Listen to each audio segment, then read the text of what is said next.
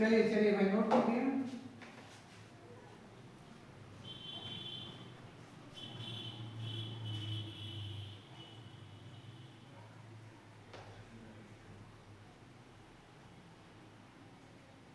जिसको dx upon dt नहीं लिखना है वो केवल दर लिख लेना ना, दोनों की बात है, क्योंकि ऊपर में दर दिया है तो दर मैं याद रहे करके dx अपॉन dt लिख दिया जी।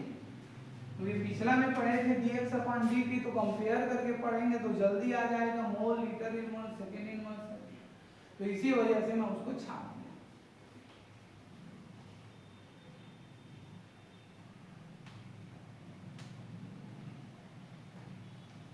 मोल के घात माइनस हाफ, सेकेंड के घात में माइनस 1 और हाफ लीटर।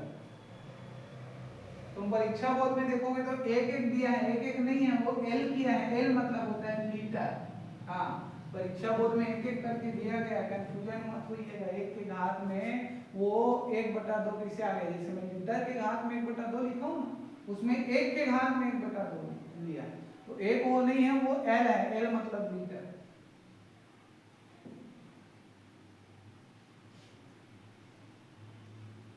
चलो फटाफट हल कीजिए और अगला वाला भी तुरंत निकालिएगा।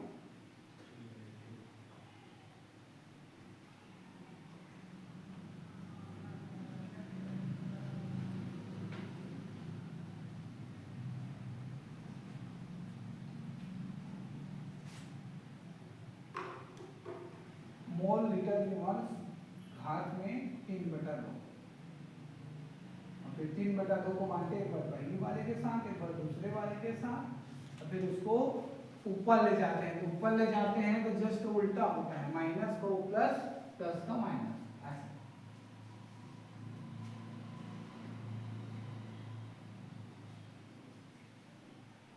इस यूनिट में सबसे खास मैं बार बार बोल रहा हूँ, भौतिक में ठीक है, बिंदु आवेश के कारण किसी बिंदु पर विभव आ गया तो अक्षीय स्थिति आ सकता है, ठीक है। अन्यथा जो आपको वो पढ़ाया हूँ, क्या बोलते हैं, समांतर पर संधारित्र, और एक और समांतर पर संधारित्र जिसमें बीच में वायु परत वाला तल देखें, उसको ध्यान रखिएगा। कल लगभग अगर संयोग अच्छा रहा तो कल के डेट में वो यूनिट खत्म होता है, बुक कल लेके आना चाहिए भौतिक का ना, तो कल वो अगर संयोग रहा तो फिर यूनिट खत्म। इसके बाद तुरंत अगर समय बच गया तो अध्याय 5 चालू कर दूंगा। कल खा पी के आना 7:30 से 10, 2.5 घंटा, ठीक है।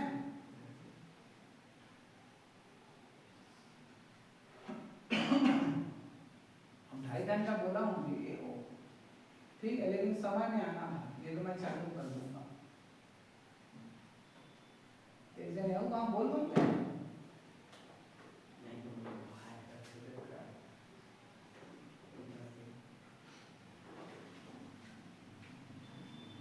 ऊपर वाला थ्योरी तब तक के लिख लीजिएगा उस प्रश्न का, केवल समीकरण बस को चेंज कर दूंगा ना। ये लोग नोट कर रहे हैं कल वो, अब बाकी हो गया, उन लोग क्या करो, थ्योरी को डिट्टो लिख लो, तो निम्नलिखित वाला दिया नहीं है याद करने को, उसी को लिख लो, समीकरण बस चेंज करवाऊंगा।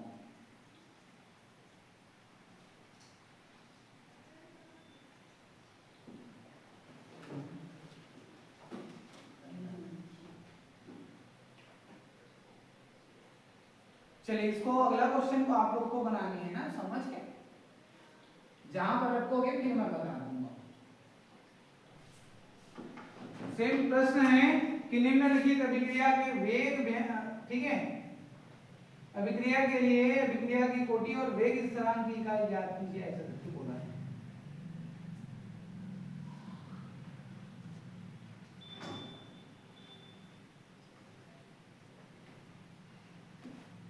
हो गया जी, क्वेश्चन लिखा है। चलो समीकरण को लिख लो, तो समीकरण को लिख लो, फिर इसको आप लोग हल करना।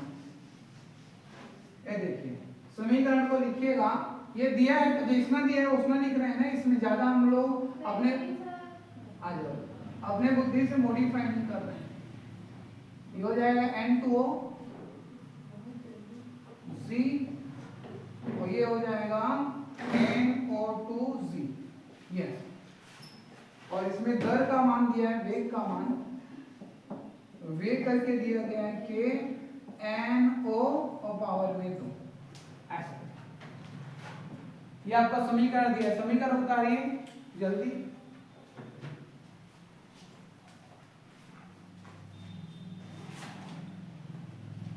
हो गया? अब उत्तर करके लिखो।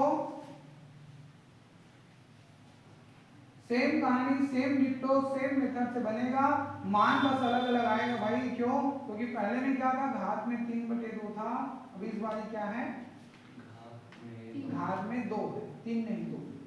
अब बोलोगे 3 कैसे आ गया, 2 कैसे आ गया? हमने क्या, उसने प्रश्न दिया है तो जैसे दिया है उसी के आधार पर बनाना है। हम लोग लिखते तो घात में 3 लिखते, लेकिन अब 2 ही दिया है तो हम क्या करें, 2 ही लिखें। चलिए इसको भी हल कर दूं, फिर थर्ड नंबर का आप लोग बनाइएगा। चलो पिक करो तो ध्यान दो, एल का थोड़ा ध्यान दीजिएगा कैसे बना रहा हूं, फिर अगला वाला बनाइएगा। ये दिया है दर या वेग, एक को लिखना, ठीक है, और के हो जाएगा, और ये एन ओ और घात में तक 2। तो घात में 2 आया, मतलब अभिक्रिया की कोटि कितनी है, 2।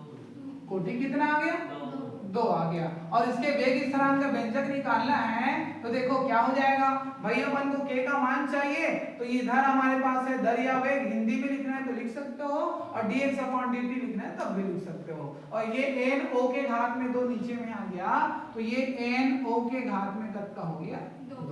तो ये के का के बराबर है तो बराबर, या dx/dt या दर या वेग का मात्रक का होता है मोल, लीटर, इनवर्स और सेकेंड। अब आगे बढ़ते हैं, और NO का मात्रक मोल, लीटर, इनवर्स होता है, लेकिन इस बार घात में करता है 2, तो यदि यहाँ पर 2 दिखती है। ऊपर का ditto mole, litre, inverse, second inverse ditto हो गया।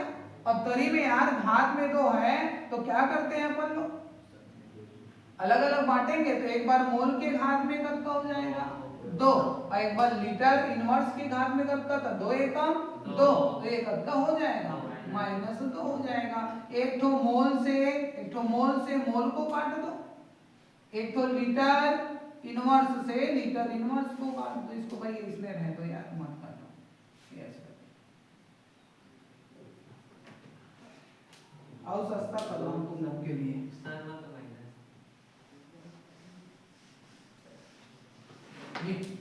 तो ये हो जाएगा हमारे पास k बराबर, अब ध्यान से समझिएगा, ऊपर में मोल, लीटर, इनवर्स की संख्या 1 हो, और तरी में मोल, लीटर, इनवर्स की संख्या कितना है 2। तो ये पूरा हमारे पास 1 खत्म। तो कौन कौन बचा ऊपर में बताइए, ऊपर में बचा हमारे पास सेकेंड इनवर्स, और तरी में कौन बचा भैया, 1 मोल बचा, 1 का बचा लीटर इनवर्स। अब इसको ऊपर चढ़ा दो तो आंसर आ गया।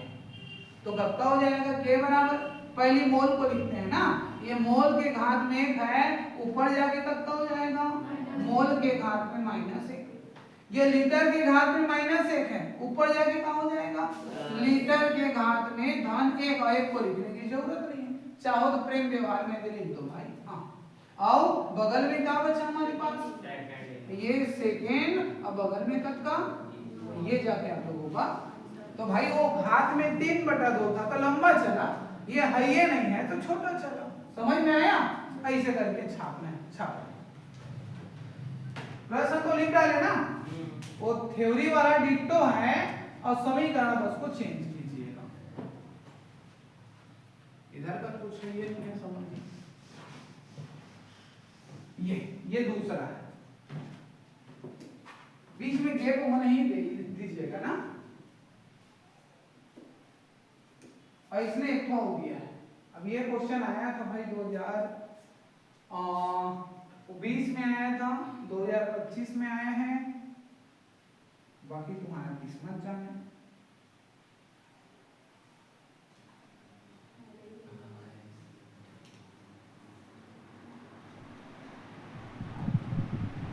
तीसरा वाला आप लोग बनाएंगे ना,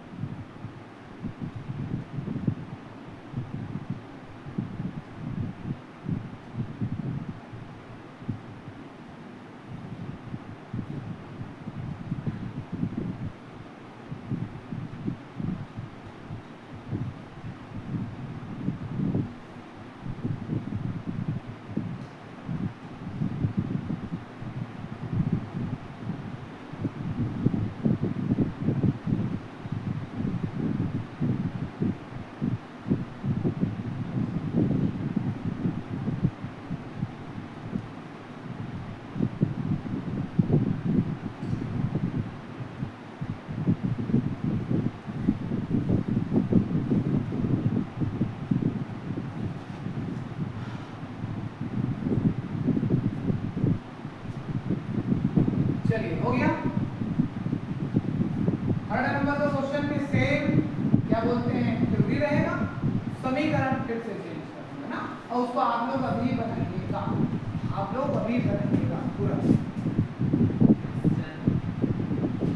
चलिए हो गया सबका क्वेश्चन, देखो अगला वाला। चलिए इसको नहीं हुआ है तो नोट कर लो, और उसका थ्योरी लिख के समीकरण को लिख लेना होगा। C2H5 ClC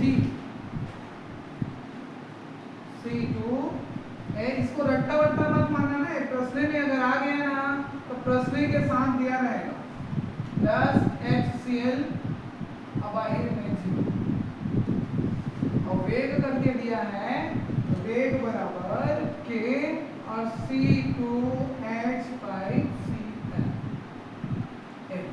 इधर देखो वेग बराबर K C2H5Cl, हाथ में कुछ दिया है क्या? नहीं दिया है, नहीं है मतलब हमेशा करता रहता है एक, मतलब इसकी कोटि कितना हुआ तो तुम्हारे लिए और सरल, एक को लिखने की भी जरूरत नहीं। चलो जल्दी इसको बनाइए। C2H5Cl आना है तो आ जाए, बंदे हो जाए, ये हो जाएगा C2H5Cl। बनाइए जल्दी बनाइए।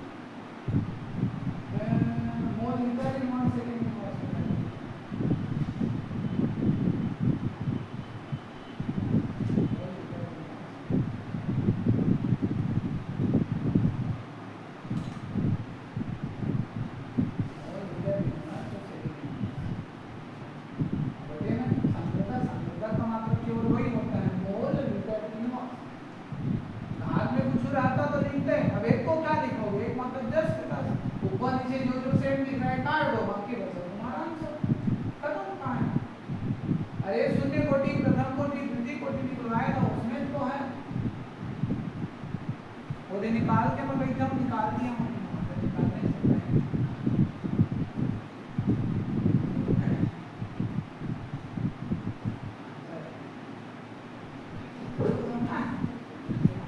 भाई घात में 2 आ रहा है तो 2 जैसे बटा, घात में 3/2 आया तो 3/2 जैसे बांटे, जौन आ रहा है उसके हिसाब से तो बांटिएगा।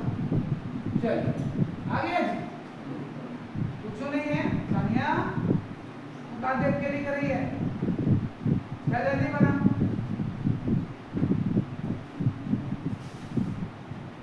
टेस्ट का तैयारी है, शनिवार के दिन टेस्ट होगा।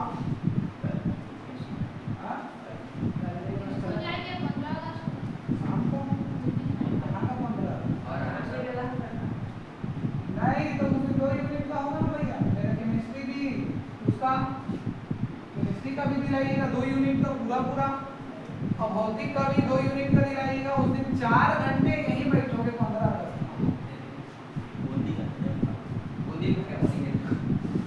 नहीं तुम आराम से आइएगा, ठीक है, 1 से 4 बजे तक दिलाइएगा, ठीक है। खूब सब तैयारी कर लेना, अध्याय 1 और 2 भौतिक, हाँ, और रसायन 1 और 3 फाइनल होगा, बता देना। अब क्योंकि मैं धोखा नहीं दे सकता, क्या होगा टेस्ट होगा 1 से 4,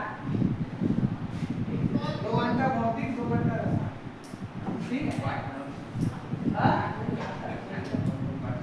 रसायन का पहला और जो वर्ड है दूसरा, और भौतिक में पहला और दूसरा, तो कल के डेट में भौतिक तो खत्म, कल फाइनल भौतिक खत्म हो यूनिट।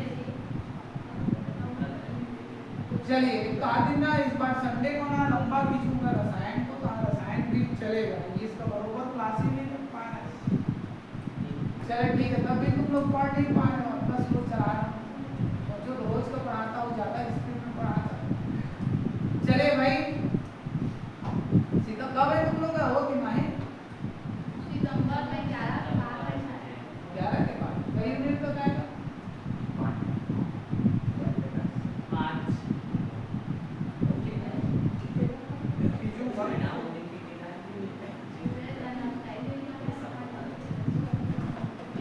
चले भाई खत्म कर दूंगा 5-5 यूनिट करके।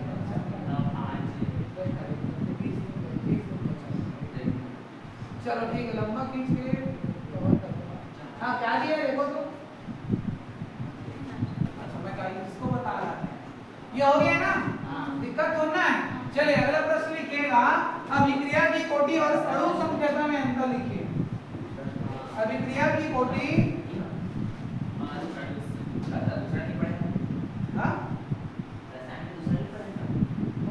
अभी पूरा कहाँ हुआ है? अभी तो कहानी है यार, अध्याय 2 में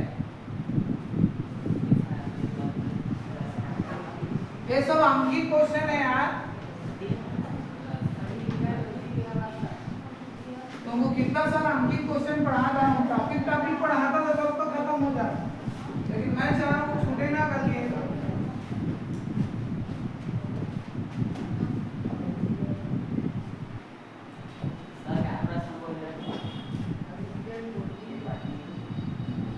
अभी अभिक्रिया की कोटि नहीं पढ़ाया हूँ, तुमको अणु संकेतक की भी परिभाषा नहीं दिया हूँ, लेकिन अंतर पढ़ लेते हैं, इसके माध्यम से देना पड़ेगा।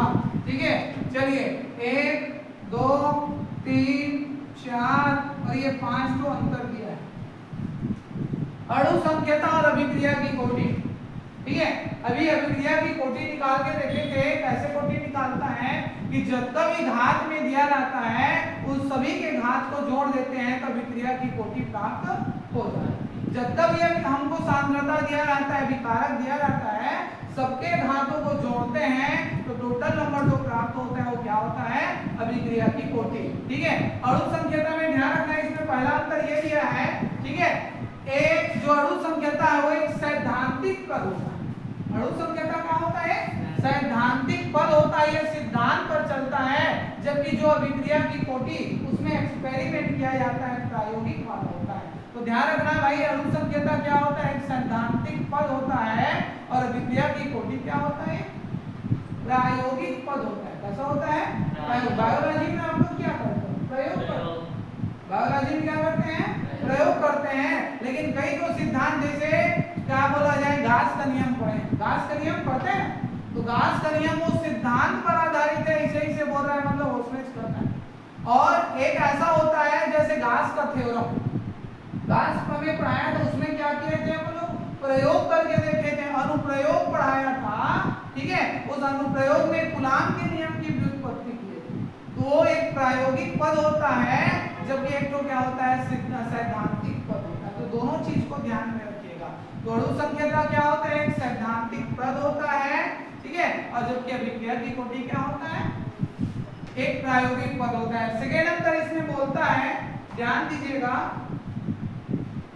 कि यह हमेशा पूर्णांक होता है। अणु संकेतक क्या होता है?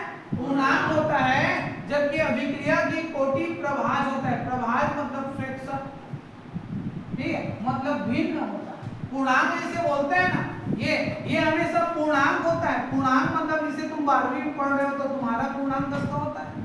500। जबकि ये क्या होता है? ये बटा में होता है, ऐसे 3/2 500 बटा ये 3 इसके रूप में होता है। तो ये हमेशा ध्यान रखना, हमेशा पूर्णांक होता है। तो ये प से पूर्णांक, ये क्या होता है? प से प्रभाज होता है। तीसरा नंबर का ध्यान रखना, इसका मान बोला है शून्य नहीं होता। जो अणु संकेतक है उसका मान शून्य नहीं होता, लेकिन अभिक्रिया की कोटि दिखाया था, घात में 0 है मतलब शून्य कोटि, घात में 1 है मतलब प्रथम कोटि, घात में 2 है मतलब द्वितीय कोटि। तो इसमें क्या बोला है? इसका मान कभी शून्य नहीं होता, जबकि अभिक्रिया की कोटि का मान क्या होता है? शून्य होता है। चौथा नंबर का ध्यान रखना, तीन तो बोला हूं। पहला क्या बोला, यह एक सैद्धांतिक पद होता है, जबकि अभिक्रिया की कोटि क्या होता है, प्रायोगिक पद होता है। यह हमेशा क्या होता है, पूर्णांक होता है, जबकि अभिक्रिया की कोटि क्या होता है, प्रभाज होता है। इसका मान शून्य नहीं होता, ठीक है, अणुसंख्यता का मान शून्य नहीं होता, जबकि अभिक्रिया की कोटि का मान क्या होता है, शून्य होता है। तीन अंतर हो गया। चौथा अंतर ध्यान में रखिएगा, इसमें अभिक्रिया की क्रियाविधि के संबंध में कोई जानकारी नहीं है। जो अणुसंख्यता है इसमें जो क्रियाविधि करते हैं, इसकी क्रियाविधि, अभिक्रिया की क्रियाविधि के संबंध में कोई जानकारी नहीं मिलता, जबकि कोटि में घात में 0 है तो बोल रहे हैं शून्य कोटि, घात में 1 है तो बोल रहे हैं प्रथम कोटि, घात में 2 है तो बोल रहे हैं द्वितीय कोटि। मतलब अभिक्रिया की कोटि में अभिक्रिया की क्रियाविधि के बारे में उसमें जानकारी मिलता है ना, फलाना फलाना कोटि की अभिक्रिया। तो इसमें यही बोला, इसमें अभिक्रिया के, ठीक है, अभिक्रिया की क्रियाविधि के संबंध में कोई जानकारी नहीं मिलता अणुसंख्यता में, और उसमें अभिक्रिया की क्रियाविधि के संबंध में जानकारी मिलता है। तो चार अंतर हो गए।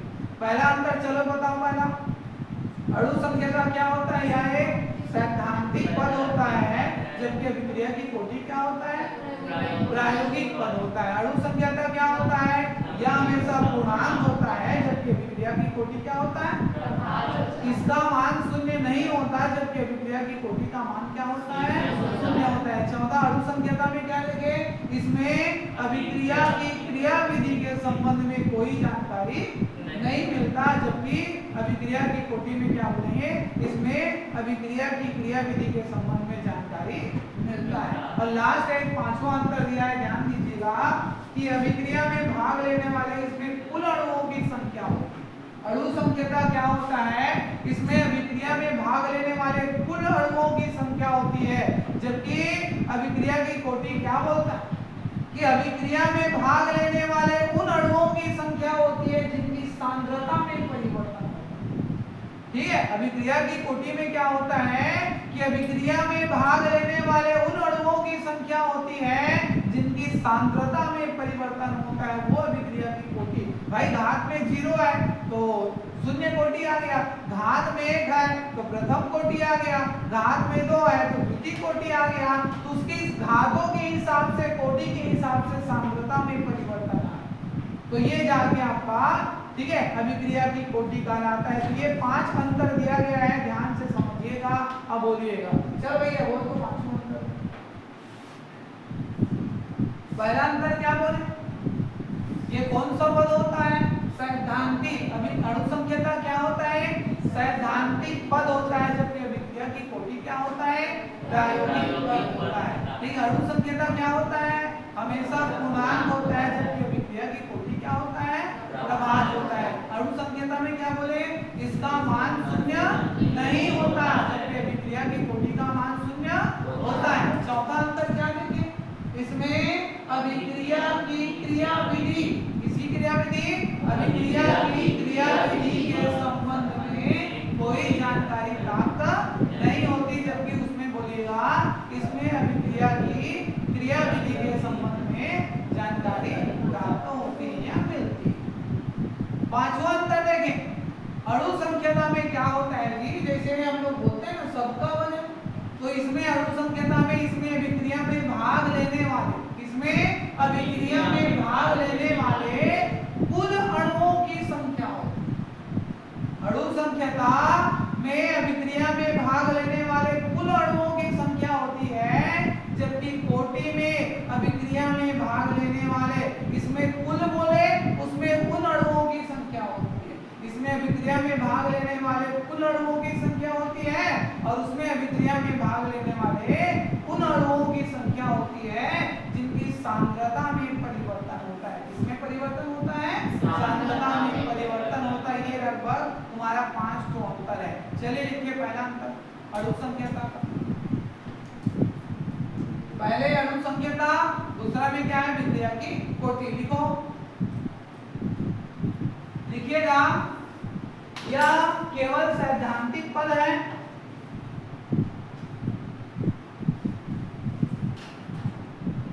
यह केवल सैद्धांतिक पद है,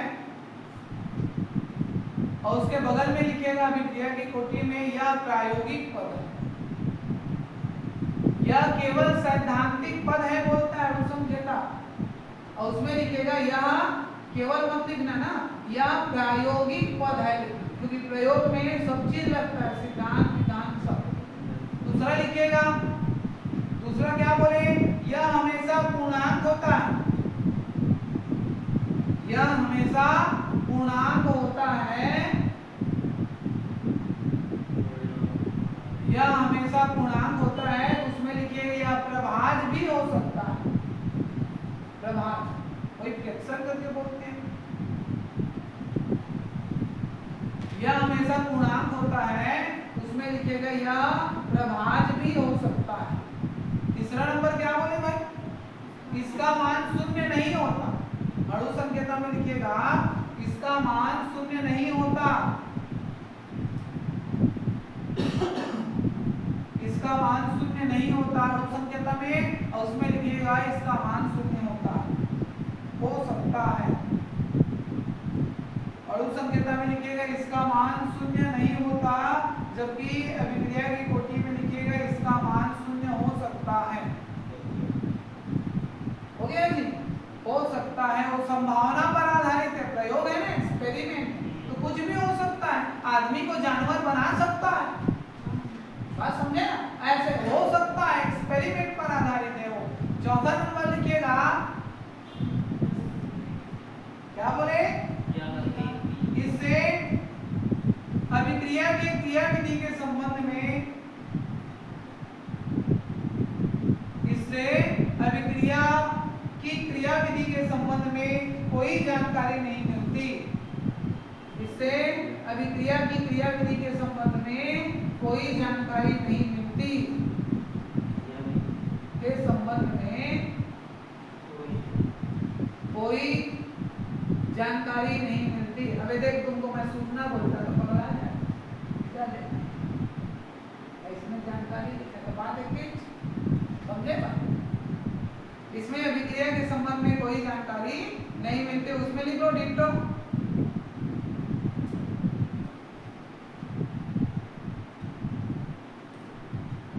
जानकारी मिलती है।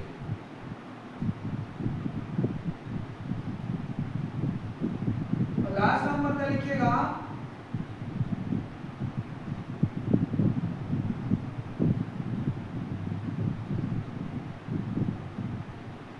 लास्ट नंबर बोलो, लिखो भाई, अभिक्रिया में भाग लेने वाले कुल अणुओं की संख्या है, अणु संख्या का मतलब कुल अणुओं की संख्या, अभिक्रिया में भाग लेने वाले कुल अणुओं की संख्या है, अभिक्रिया में भाग लेने वाले कुल अणुओं की संख्या है। तैयारी हो जाएगा ना टेस्ट का, मैं इस बार थोप रहा हूँ, आप तैयारी तो इसमें करके करो, और गणिती वाला दूंगा, हाँ नहीं तो यहाँ पर आप लोग कारण सहित बताओ कि क्यों नहीं बना पाए। बहुत दिन हो गया हमको पढ़ते, 2-3 महीना, तीसरा महीना है नहीं, 3 महीना में तुम लोग कई बार टेस्ट दिलाया, पढ़ते नंबर पाए, इस बार 4 घंटा पूरा इतना 2 घंटा में दिलाना, ठीक है, हो जाएगा तैयारी। क्या बोला हूँ, अभिक्रिया में भाग लेने वाले कुल अणुओं की संख्या है, उसमें लिखिएगा कोटि में, अभिक्रिया में भाग लेने वाले उन अणुओं की संख्या है, अभिक्रिया में भाग लेने वाले उन अणुओं की संख्या है, अभिक्रिया में भाग लेने वाले उन अणुओं की संख्या है जिनका, अभिक्रिया में भाग लेने वाले उन अणुओं की संख्या है जिनकी सांद्रता में परिवर्तन होता है, जिनकी सांद्रता में क्या होता है, परिवर्तन होता है। अभिक्रिया में भाग लेने वाले उन अणुओं की संख्या होती है जिनके इसमें सांद्रता में परिवर्तन होता है। तो ये जाके अभिक्रिया की कोटि और अणु संख्या में अंतर कंप्लीट है। चल बोल भविष्य,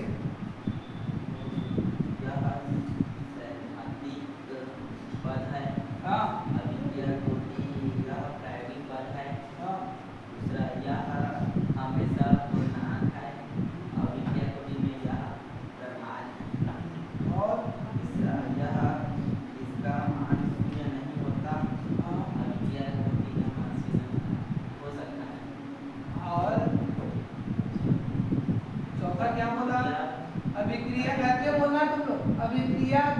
अभिक्रिया विधि के संबंध में कोई जानकारी नहीं। पूरा पूरा मत पढ़ा, पहले तो तुम्हारे दिमाग में उस शब्द को भर।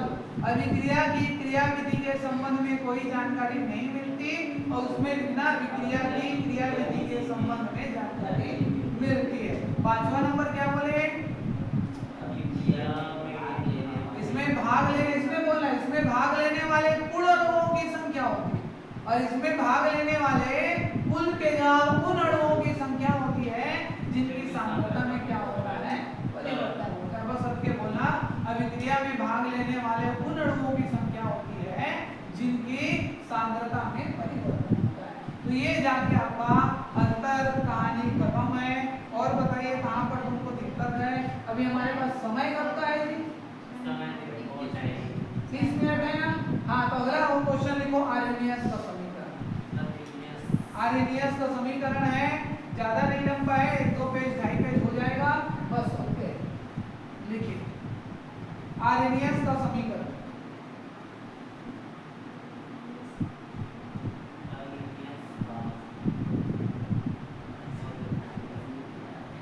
आर्हेनियस का समीकरण, समीकरण क्या है? क्या है?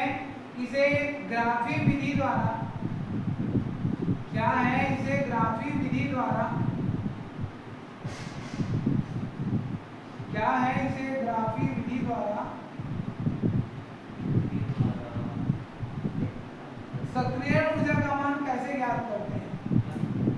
सक्रिय ऊर्जा का मान कैसे ज्ञात करते हैं? सक्रिय ऊर्जा का मान कैसे ज्ञात करते हैं? इस समीकरण का,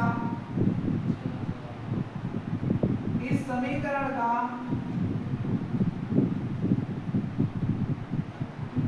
इस समीकरण का समाकलित रूप व्युत्पन्न कीजिए। इस समीकरण का समाकलित रूप व्युत्पन्न कीजिए। मिलाइए एक बार। आर्हेनियस का समीकरण क्या है? हो गया जी? ये 2020 से 80 में आया, उसके बाद नहीं चला, लेकिन संभावना है अपने में आ सकता है। आर्हेनियस समीकरण क्या है? इससे ग्राफी विधि द्वारा, या इसे ग्राफी विधि द्वारा सक्रिय ऊर्जा का मान कैसे ज्ञात करते हैं? लिख डालें आगे। इस समीकरण का समाकलित रूप, उसके लिए बोल रहा हूँ, इस समीकरण का समाकलित रूप व्युत्पन्न कीजिए। इस समीकरण का समाकलित रूप क्या करना है? व्युत्पन्न करना है। चलिए फिर आते हैं, आपका आगे बढ़ते हैं। और उससे पहले आपको 2-3 फार्मूला याद करना पड़ेगा, ठीक है? फार्मूला क्या बोलता है? अरे आप लोग जानते हो, पढ़ाया हूं। ये ऐसे करके लाग, सुन लो ध्यान से, n इंटू n रहता है, मतलब कोई भी मान लाग के साथ गुणा में होता है। इसके साथ तो इसको जोड़ देना एक बार, लाग के साथ m लिखना और लाग के साथ n लिख देना। इसे ऐसे करके लाग के साथ m और लाग के साथ n और बीच में धन का चिन्ह। तो जो गुणा में रहता है वो दोनों में लाग लाग लिखा के किसमें हो जाता है? धन। और इसको एक तो तुमको ऐसे बताया था, लाग m बटा n करके, ध्यान से समझिएगा। ये गुणा में है तो धन हो जा रहा है, और बटा में रहता है तो ऐसे हो जाता है। ध्यान दीजिएगा, ये लाग के साथ एक बार m लिख देना और लाग के साथ क्या लिख देना? n लिख देना, बीच में दे देना। ये दो फार्मूला आप लोग रट्टा मार रखना। अब देखो यार, जरूरत पड़ेगा तो डॉट के स्थान पर प्लस वाला लिखेंगे और प्लस के वाले के स्थान पर क्या लिखेगा? डॉट। और वैसे ही ये भाग के स्थान पर क्या लिखते हैं? माइनस, और माइनस के स्थान पर क्या लिखिएगा? जैसे मैं पिछले बार वाले क्वेश्चन में कराया था, log m minus log n का बोला था, log m बटा n होगा, और कहीं पर बटा भी आया तो मैं उसको ऐसे कन्वर्ट कर दूंगा। तो आप लोग दोनों फार्मूला को वहीं पर कहीं पर नोट करके इसको रखना, या जरूरत पड़ेगा तो मैं वहां पर बगल में लिख दूंगा, चलेगा? तो इसको रट्टा मार के समझना तो है यार, कुछ जान थोड़ना है फार्मूला में। log m इंटू n गुणा में है तो बीच में धन का चिन्ह कर देना है, और बटा में है तो बीच में माइनस का चिन्ह कर देना है। तो log m इंटू n बराबर log m plus log n, और वहीं पर भाग में रहा तो log m minus log n। ऐसे भी मैं तुमको बताऊंगा तो बगल में लिखूंगा ही लिखूंगा सूत्र, लेकिन रट्टा मार के आप लोग रखिएगा। चलिए आते हैं आर्हेनियस का समीकरण।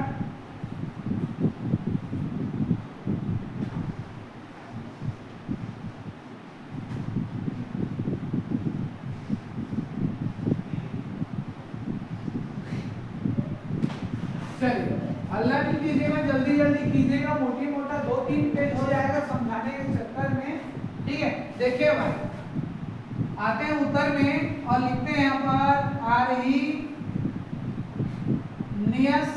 का समीकरण। इसको रट्टा मानना पड़ेगा ना आर्हेनियस का समीकरण, क्योंकि पूरे तुम्हारे यूनिट में कहीं पर भी ये नहीं दिया है आर्हेनियस का समीकरण। देखो कितना होता है, k बराबर क्या होता है, k बराबर a e to power minus E A बटा में RT होता है, और ये हो जाएगा समीकरण नंबर 1। नहीं होता आर्हेनियस का समीकरण, रट्टा मान लो का k बराबर, ऐसे आपकी क्वेश्चन भी चलेगा ना, k बराबर a e to power minus E A, अब बटा में क्या हो जाएगा, फिर से बोलो, k बराबर a e to power minus E A बटा RT। इसको रट्टा मारोगे तो आगे बढ़ेगा। चलो जहां कहते सबका नाम लिखो, आप लोग अल्प विराम कर करके लिखिएगा, ठीक है।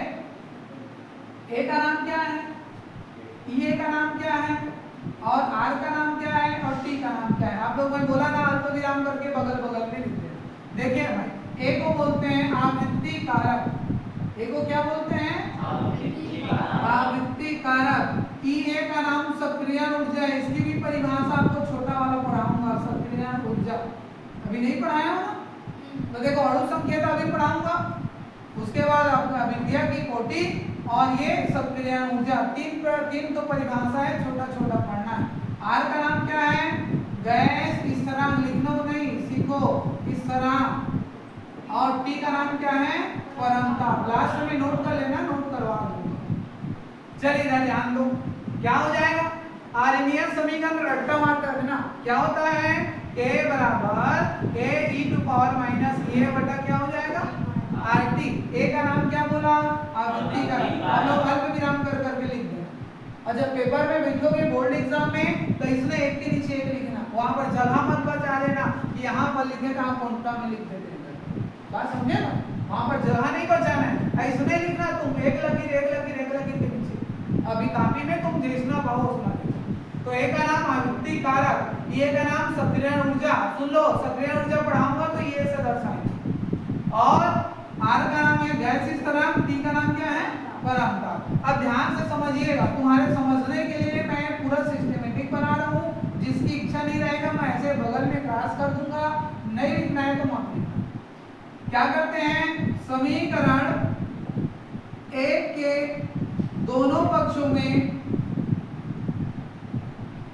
लाभ लेने पर, क्या लेने पर, तो समीकरण एक के दोनों साइड में लाभ लेंगे। चलो लाभ लो, ये लाभ के साथ क्या लिखेगा, के, और लाभ के साथ में क्या लिखेंगे, a e to power minus E A बटा में कब का, ये हो गया।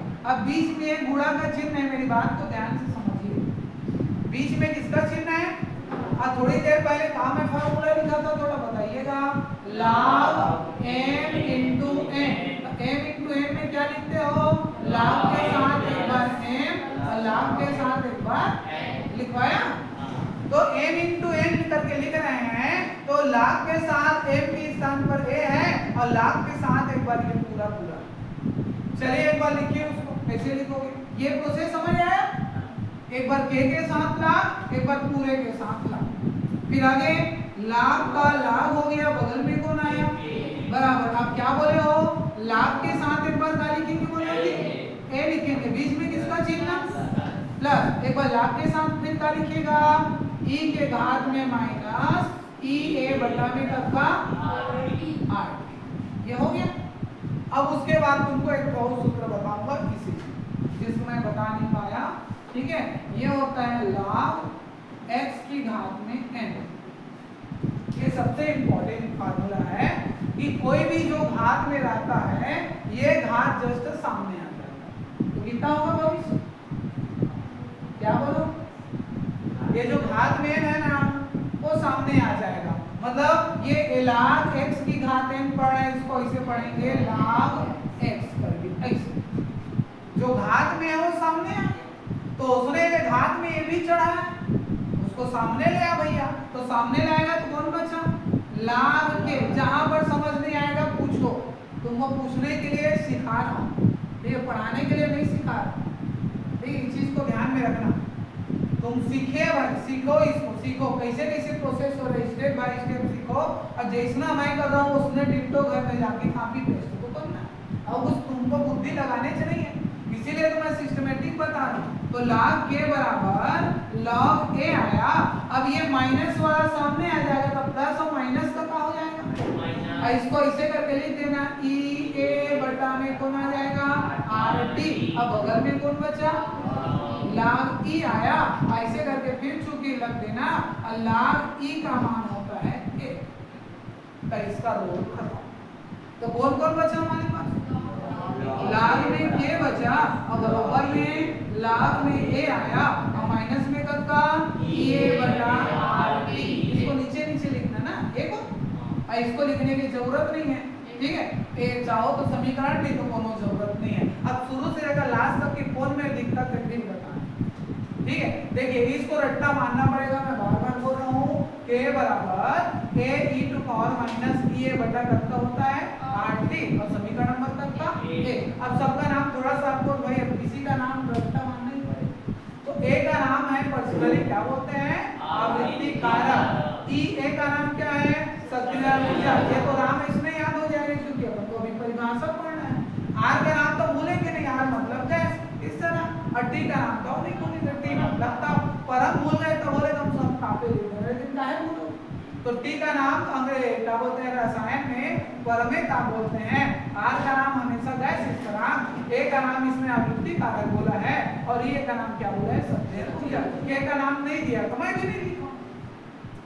आगे अब क्या कर रहे हैं, समीकरण के दोनों पक्षों में लाग लेने पड़े थे, लाग ले लिए तो लाग के साथ का लिखे k बराबर लाग के साथ का लिखे ये 10 के 10 a e to power minus e बटा rt। ठीक है, ये तुम्हारे दिमाग में रखना सूत्र, एग्जाम में भी लिख देना। ठीक है, तो लाग k बराबर ये m into n किए तो लाग के साथ एक बार ये लिखे धन लाग के साथ ये 10 के 10 पूरा। अब ये लिखने के बाद ये लाग के का लाग के, लाग ए का लाग ए, अब ये जो घात में रहता है वो पूरा पूरा सामने आ जाता है, सामने ले आए तो ऋण e बटा rt पूरा पूरा सामने हो गया, तो धन और ऋण का पूरा ऋण हो गया, तो ऋण लगा देना e बटा rt। अब बगल में लाग e आया और लाग e का मान, लाग e का मान करता हुआ। इसके बाद तुमको क्या सिखाया था कि लाग को लाग 10 में बदलने पर किसका गुणा होता है 2.303। कोई वाला सेंटेंस है देखने वाला, लिख दो क्या लिखेंगे, चूंकि लाग ई को इसमें लाग 10 में क्या करने पर ये बदलने पर इसका गुणा 2.303 का क्या होता है गुणा होता है। ए देखिए, अब तुमको कहीं पर ई नहीं लिखवाए हूं, चेक कर लो, कहीं पर भी इसके आधार में नहीं है, तुम भी मत लिखना, पागल हो जाइएगा, कहीं पर छूट गया तो नंबर काट देगा, और नहीं लिखोगे तो 100% गारंटी देता हूं नंबर नहीं कटेगा। ठीक है, चलिए अब लाख को लाख 10 में बदल रहे हैं, कब का गुणा हो रहा है 2.303, यहाँ पर भी गुणा करेंगे 2.303। ये लाख का लाभ लिखना भाई लोग, लेकिन अब यहाँ पर कुछ नहीं लिखते थे, आगे चल के यहाँ पर क्या लिखिएगा दिन भर ऐसे करके 10 और बगल में हो जाएगा कितना k, ये बराबर का बराबर, इसमें भी 2.303 और बगल में कब का लिखे लाख 10 और बगल में कौन है a और माइनस का माइनस, यहाँ पर कब का हो जाएगा e a बटा rt। मेरे को ये बताइए इसमें क्या है 2.303 का गुणा नहीं भविष्य भाई, उसमें लाभ है या नहीं है, जिसको हम लाख को लाख 10 में बदल रहे हैं केवल उसी 10 में गुणा, इसमें बदले से नहीं तो कहां से गुणा होगा। यहाँ तक कि क्लियर है ना सबका, बन जाएगा ना, ठीक तो बनेगा जी, पहली बार पढ़ रहे लेकिन हाँ आराम से देख लो, स्टेप बाय स्टेप है, मैं बोलता हूँ भारी सरल। अब क्या करना है दोनों पक्षों में 2.303 का भाग दे देंगे। अच्छा, जब इसमें 2.303 का नीचे में भाग दीजिएगा तो ये खत्म हो गया, इसमें भी भाग देंगे तो ये खत्म हो गया, लेकिन इसमें भाग दीजिएगा तो कहां से खत्म होगा, क्योंकि ऊपर में है, ये नहीं है। तो एक शब्द लिखा, क्या लिखा कि दोनों पक्षों में, कौन सा पक्षों में, दोनों पक्षों में किसका भाग देने पर, 2.303 का क्या करने पर, भाग देने पर। डायरेक्ट कर दूंगी, एक लकीर बच जाएगा। तो भाग दे रहे हैं तो इससे भाग देंगे तो ये खत्म होके केवल अक्के बचा, इससे भाग देंगे तो ये खत्म होके केवल अक्के बचा। इसमें कहाँ का, ये 10 के 10 बचेगा। चलिए इसको लिखते हैं, कैसे लिखिएगा, ये कैसे, यहाँ पर क्या बचा हमारे पास, log 10 के बराबर में log 10 a और माइनस ई ए बटा में पहले संख्या को लिखते हैं ना, 2.303 बगल में कब का, और इसे लिखते हैं तो रूट को काम हो जाता, समझे भाई। आगे में लिखते हैं 8t को, हाँ उसको चेंज करना हो, समझे भाई। आगे में लिखते हैं 8t तो फिर रूट को काम हो जाता है, इसलिए नंबर को पहले लिख देना, लास्ट में 8t लिख देना, ये हो जाएगा ई ए, और ये जाके तुम्हारा समीकरण नंबर कौन सा आया, 2। अब बताओ यहाँ करके देखो, अभी आधा हुआ है, अब एक बार पहले ताप के लिए, एक बार दूसरे ताप के लिए, अब फिर एक बार वही पहला ताप और फिर समीकरण नंबर 3 आ जाएगा, दूसरा ताप लेंगे वो समीकरण नंबर 4 आ जाएगा, और 4 में 3 को घटाइएगा तब आंसर आएगा, बस सबके लंबा होगा। ठीक है भाई, चलिए नोट कीजिए, यहाँ पे नोट कर दो।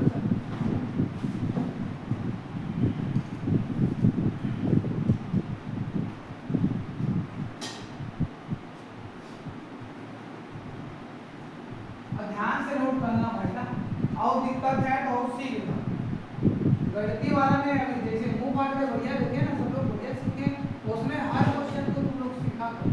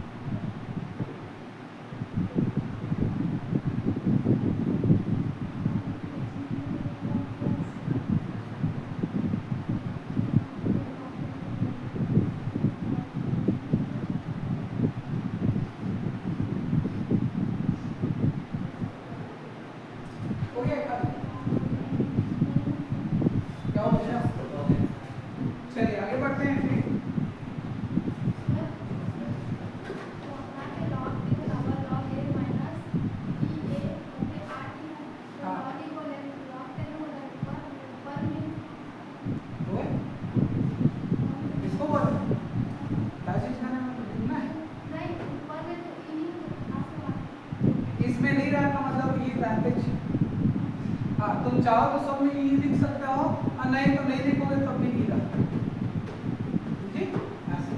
वो नहीं है तब भी है करके ऐसा है, उसका बेस जो है वो लिखा है इस तरह का, नहीं लिखा है तब भी लिखा है, लेकिन 10 जो है उसको लिखना जरूरी है। और तुम चाहो तो नहीं तो ई भी छाप सकते हो, तो कह जाइए ऐसा टाइप में छाप।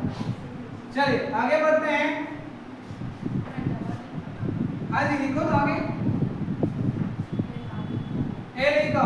चलो इधर ध्यान दो, ध्यान करके हो गया ना।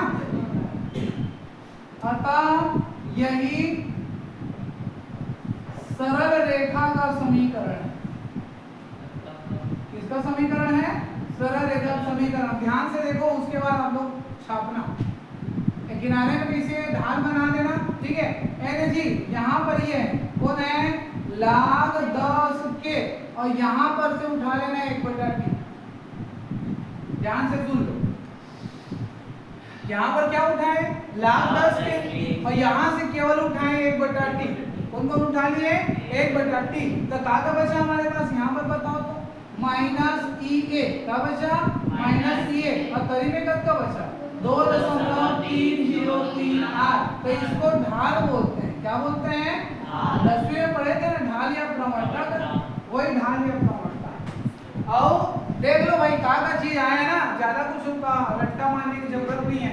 log 10 के लिख डाले, यहाँ से 1/t को उठा लिए, अब बाकी बचा तो चिन्ह सहित लिख डाले, ये ढाल हो गया। और ये जो बना हुआ है ना, ये इसी का नाम है सरल रेखा। इसका नाम क्या है? तो यहाँ पर क्या बोलिएगा, ध्यान से सुन लो कि इसमें यदि log 10 के और 1/t के बीच क्या खींचने पर? ग्राफ खींचने पर, ये ग्राफ है, ग्राफ खींचने पर ढाल, ये ढाल का मान कब का प्राप्त हुआ? -EA/2.303r प्राप्त होता है। क्या प्राप्त होता है? -EA/2.303r प्राप्त होता है। बताइए, ठीक है।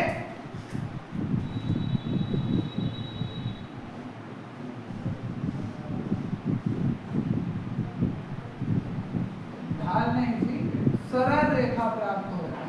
क्या प्राप्त होता है? सरल रेखा प्राप्त होता है जिसका ढाल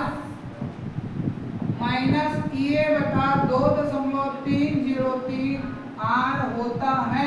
ऐसे करके लिखना है भाई। हम ग्राफ खींचेंगे तब रेखा प्राप्त होगा, और वो ढाल उदाहरण टाइप का रहेगा तो उसमें ढाल प्राप्त होगा। तो वही चीज बोला कि log 10 के और 1/t के बीच ग्राफ खींचने पर एक सरल रेखा प्राप्त होता है जिसकी ढाल या प्रवणता उतना होता है। तो ये जाके आपको छापनी है। चलो छापो, यहाँ से लेकर यहाँ तक। इसमें 2 लकीर और लिखता हूँ, रुक लो। यदि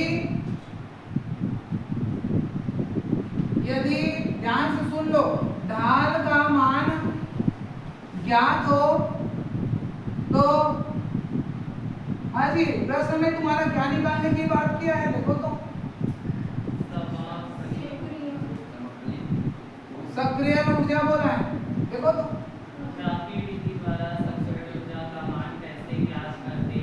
जी इसी का मान ज्ञात करने की ये का मान। तो आप लोग भी क्या करना पता है? यदि इस ढाल का मान ज्ञात हो तो सक्रिय ऊर्जा का मान ज्ञात किया जा सकता है, मान ज्ञात किया जा सकता है। ऐसे करके आपको लिखना है, ये रट्टा मानना नहीं है, तुमको प्रश्न दिया। तो यहाँ तक कि इसको बीच का रट्टा मत मानना।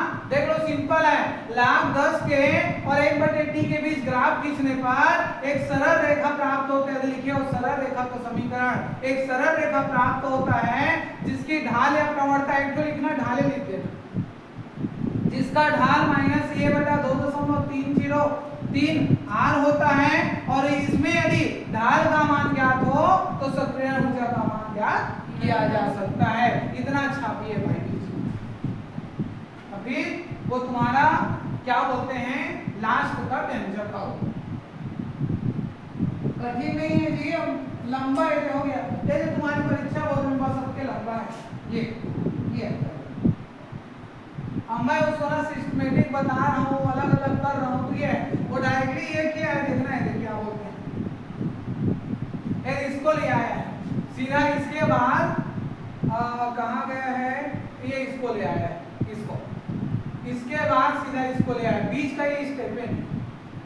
तो तुम फिर कैसे समझोगे उसको? तुम भी चाहो तो डायरेक्ट कर सकते हो, लेकिन वही है भाई, जब तक के नहीं समझिएगा आप लोग डायरेक्ट कैसे करोगे। अतः यही सरल रेखा का समीकरण है, log 10 के और 1/t के बीच ग्राफ खींचने पर होते, उसी में दिया, इसको रट्टा मत मारना, समझना। log 10 के और 1/t के बीच ग्राफ खींचने पर एक सरल रेखा प्राप्त होता है। देखता हूँ कल जैसा अगर भौतिक पढ़ाया तो कल पूरा वाला भौतिक यूनिट खत्म कर दूंगा, उसमें झंझट बन जाएगा, और रसायन भी खींचा, फिर रसायन का बहुत सारा चीज खत्म होता है। हाँ, लेकिन इस बार तो अगले संडे को फिक्स है, इस आने वाले संडे को रसायन ही खींचूंगा। इसलिए हर हफ्ता में एक दिन छुट्टी मिल जाता है।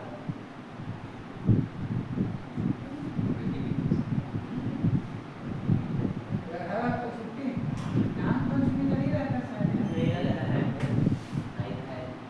कृष्ण जन्माष्टमी रहेगा।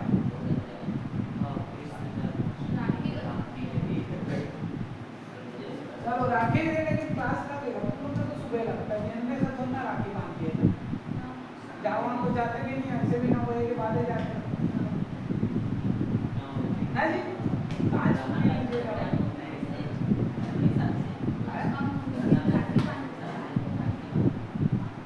ये राखी बनवा दूंगा तुमको, तो राखी का पैसे बस गलत हो गया, देख लेना कि राखी बात खुले हैं, मैंने पैसा वैसा वसूल के आना, यही राखी बनवा लेना होगा, है?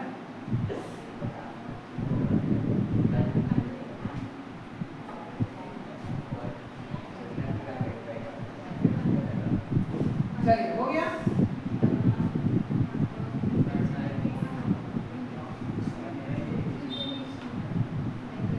आगे लिखिएगा तो इसमें इसे दूसरी विधि द्वारा भी ज्ञात किया जा सकता है, इसे हाँ दूसरी विधि द्वारा भी ज्ञात किया जा सकता है,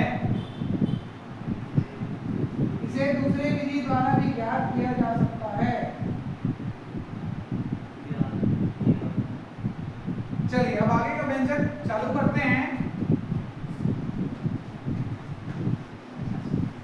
अब जैसे इधर का सीखे थे बस इसको भी सीखना, और फिर आपका आंसर कंप्लीट।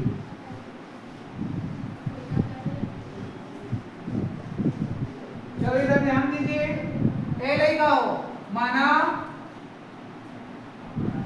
ताप T1 एवं T2 पर, ये माना ताप T1 एवं T2 पर वेग स्थिरांक, कौन सा स्थिरांक? वेग स्थिरांक क्रमशः, ध्यान देना, माना ताप T1 एवं T2 पर वेग स्थिरांक, वेग स्थिरांक को किससे दर्शाते हैं? K1 एवं K2 हो तो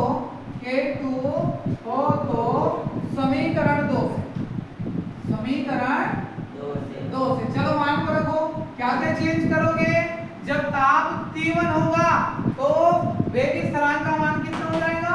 K1, और जब ताप T2 होगा तो वेग स्थिरांक का मान कितना हो जाएगा? K2 हो जाएगा। उसी में रखो मान को, समीकरण 2। चलो रखो, कितना हो जाएगा? log 10, पहले की स्थिति में क्या रखेंगे?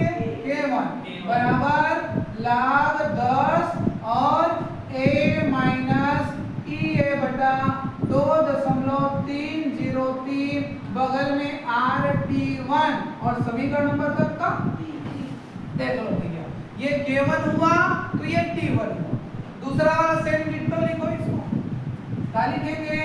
log 10 K2 बराबर ना, ये log 10 A माइनस EA बटा 2.303 RT2, समीकरण नंबर कब का?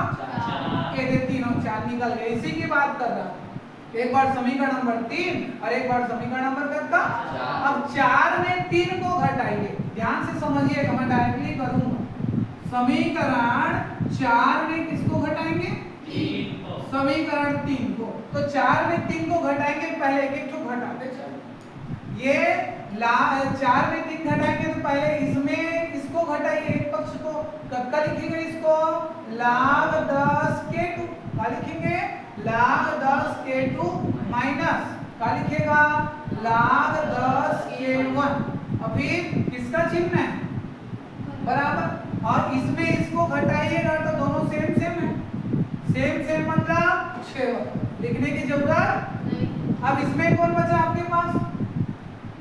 माइनस ए बटा 2.303 बगल में RT2।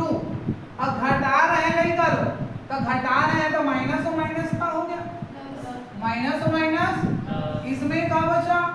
ए बटा 2.303 RT1। अगर समझ नहीं आया हो तो पूछो। देखो ताप T1 और T2 पर वेग स्थिरांक K1 K2 है, तो मैं इसको K1 किया और इसको T1 किया, बाकी डिट्टो है समीकरण 2 में। इसको K2 किया, इसको T2 किया समीकरण नंबर 2 में, तो ये आपका डिट्टो है। 3 और 4 निकल गया। 4 में 3 को घटाया तो ध्यान देना ये पूरा डिट्टो लिखा, घटा रहे हैं तो माइनस, ये आपका log 10 K। फिर बराबर है तो बराबर, भाई ये दोनों सेम सेम है, घटाएंगे तो ये माइनस हो जाएगा, ये प्लस हो जाएगा, दोनों 6 हो जाएगा। खत्म। अब कौन बचा आपके पास? ये माइनस के साथ ए बटा 2.303 RT2 आया। अब यहाँ पर घटा रहे हैं तो ऋण और ऋण धन हो गया। ध्यान से सुन लो, ऋण और ऋण क्या हो गया? धन। अब बाकी है जस के तस। अब यहाँ पर फिर से फार्मूला लगाइए। कौन सा फार्मूला लगाइएगा? log m minus log m। मैं यहाँ पर लिख देता हूँ छोटू सा, log m minus log m। कल भी लगाया था। क्या होता है log m minus log m का? log m बटा में कौन होता है? तो इनके स्थान पर ये लिखिएगा। मतलब log 10 k2 minus log 10 k1 को कैसे लिखेंगे? log में 10, ऊपर में कौन गया? K2 और तरी में कौन आया? K1। दिक्कत हो ना, ऐसे लिख डाले दोनों को, log m minus log m को log 10 k2 बटा k1। फिर किसका चिन्ह है भाई लोग? इन दोनों में कॉमन करता दिख रही है मेरे को, दोनों में कॉमन करता है। ऊपर से e दिख रहा है और तरी में देखो तो 2.303 r, 2.303 r, तो 2.303 r भाई निकाल दिया ना। अब कौन बचा है यहाँ पर? ये माइनस, कौन बचा? ये कुछ नहीं है, मतलब यहाँ पर 1 और तरी में कौन बचा? T2 और यहाँ पर कौन बचा? 1 बटा T1। यही ना बचा है। तिरिया पूरा कर दो तो आंसर आगे कर, ठीक है। और नहीं तो तुम चाहो तो ऐसे भी लिख सकते हो यार, ये प्लस वाले को पहली, प्लस वाले में कौन है? 1 बटा T1 है, और माइनस वाले में कौन है? 1 बटा T2। ऐसे भी लिख सकते हो, ये प्लस वाले को पहली, माइनस वाले को बाद में। तिरिया पूरा करो, तब तो हो जाएगा log 10 k2 बटा k1। ये लास्ट बार है ना, इसके बाद कोई लकीर नहीं लिखूंगा। 2.303 r। अब इसका चलो तिरिया पूरा करो। T2 एकम T2, किसका चिन्ह है? T1 एकम, और नीचे का गुणा T1 इंटू T2। अब इस पूरे सूत्र को आप लोग रट्टा मार कर रखना। अतः यही आर्यनियस समीकरण के नियम का व्यंजक है और इससे आपकी क्वेश्चन बनेगा। और कहीं पर दिक्कत समस्या है तो देख लो, नोट कर लो और बताओ। 3 स्टेप में चलाया हूँ। एक बार समीकरण नंबर 2 तक के बीच का ग्राफ बनाया हो ना, हाँ, बीच में ग्राफ बना के उसको लिख लेना, ठीक है। उसके बाद ये T1 T2 पर K1 K2 है तो 3 और 4 निकाला, और 4 में 3 को घटा दिया तो तुम्हारा वो भी मैं 60 तक किया ना, तो इतना जल्दी आ गया। नहीं तो और बढ़ाया जाता तो कई लग जाएगा। पहले लिखते, फिर माइनस का गुणा करते, फिर काटते, फिर वो आता, फिर आगे पंचायती। ये समझ में आ गया ना?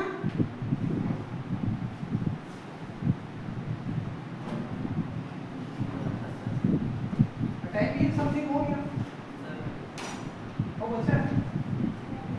ठीक। फिर बाकी मिलते हैं कल नए वीडियो पर। जय हिंद, जय भारत।